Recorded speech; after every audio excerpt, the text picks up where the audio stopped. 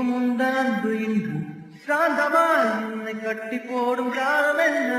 கேட்கிறேன் ஊரடி பெண்மையே